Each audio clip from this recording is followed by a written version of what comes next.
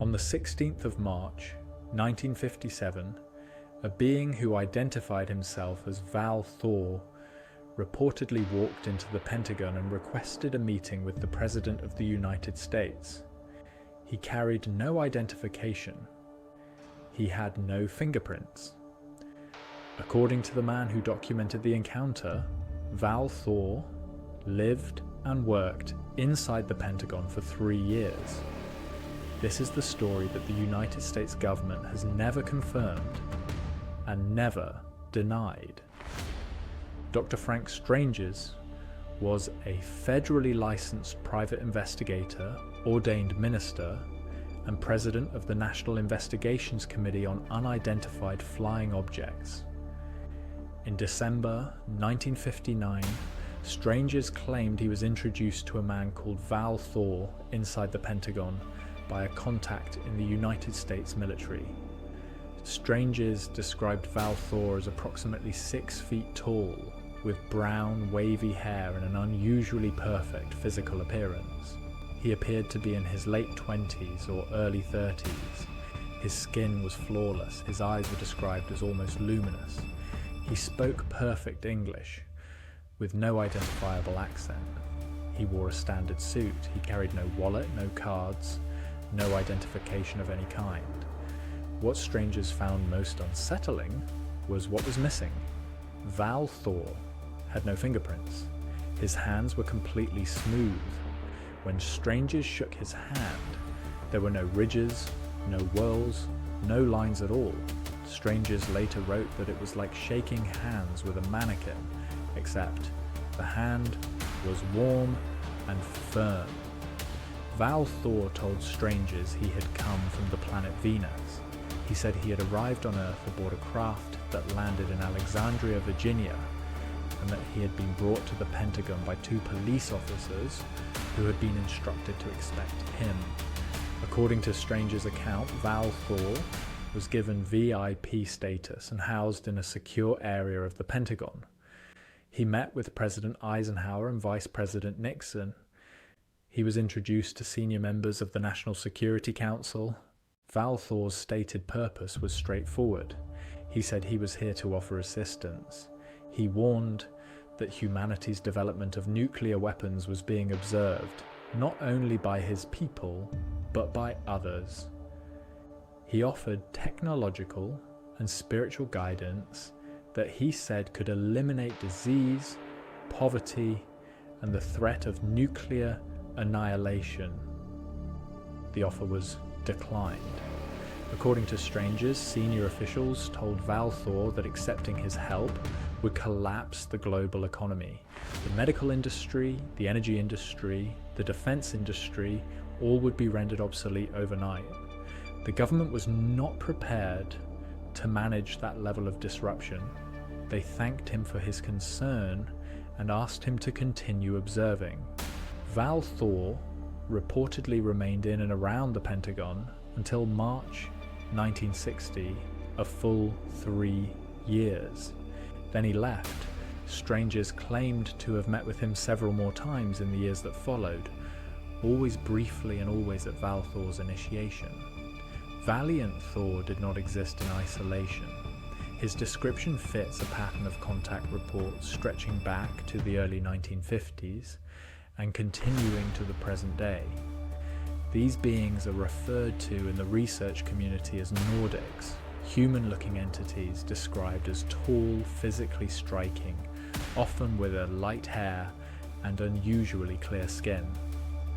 George Adamski claimed contact with a Nordic being in the California desert in November 1952, 5 years before Val Thor's alleged Pentagon visit. Adamski described a tall, fair-haired man who communicated telepathically and expressed concern about nuclear weapons. His account was dismissed by mainstream media, but Adamski produced photographs of craft that remain unexplained. In Switzerland, Billy Meier claimed ongoing contact with Nordic beings he called the Pleiades, beginning in 1975. Meier produced hundreds of photographs, film footage, and metal samples. analysis of the metal samples by Vogel, a senior research scientist at IBM, found the composition to be unlike any known terrestrial alloy. In Scandinavia, Nordic-type encounters were reported throughout the 1950s and 60s with remarkable consistency. Swedish and Norwegian military files from the era document encounters with tall, human-looking beings near defense installations.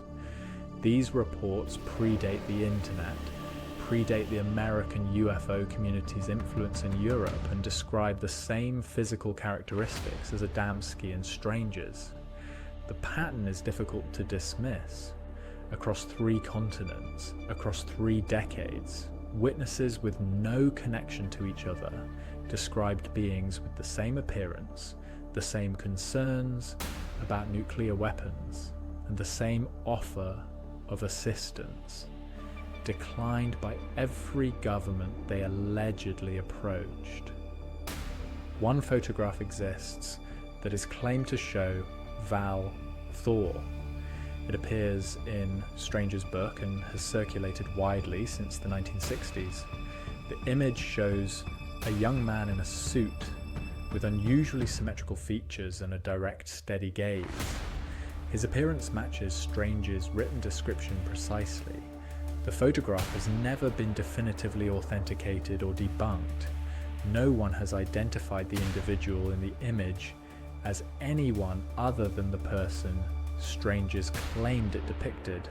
The photograph remains, like the account itself, unexplained.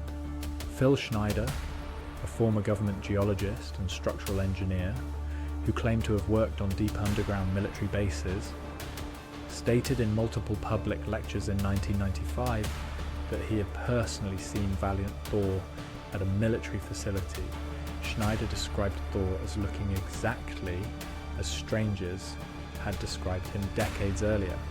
Schneider also claimed that the government had been working with multiple extraterrestrial species since the 1950s. In January 1996, Phil Schneider was found dead in his apartment. The official ruling was suicide. His family and colleagues have publicly disputed that conclusion. Let us be precise about what can and cannot be verified. Dr. Frank Strangers was a real person with verifiable credentials. He held a federal license. He authored multiple books. He lectured internationally for decades and never changed his account. The Pentagon has never released visitor logs from the period that would confirm or deny Val Thor's presence. Freedom of Information Act requests have returned no records, but the absence of records from a classified facility in the late 1950s is not evidence of absence. No physical evidence has been produced.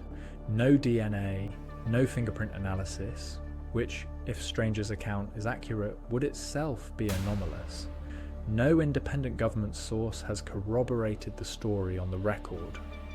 What we have is a consistent, detailed account from a credentialed investigator who maintained it without contradiction for over 40 years. We have a pattern of Nordic Contact reports from the same era that describe beings with the same characteristics and the same concerns. And we have a government that has never addressed the claim directly. The Valiant Thor account sits at the intersection of everything this channel investigates. A credible witness, a government that will not comment, physical anomalies that defy explanation, and a pattern of similar reports from around the world that cannot be explained by cultural contamination. Was Val Thor real? We cannot prove it, but we can prove that the man who documented it was real, that his credentials were real, and that the pattern of Nordic contact extends far beyond a single account from 1957. Next episode, Roswell. Not the myth, not the movie, the evidence they could not suppress, the testimony, the debris, the sealed affidavit that was not opened until after the witness died. Subscribe now and follow the evidence.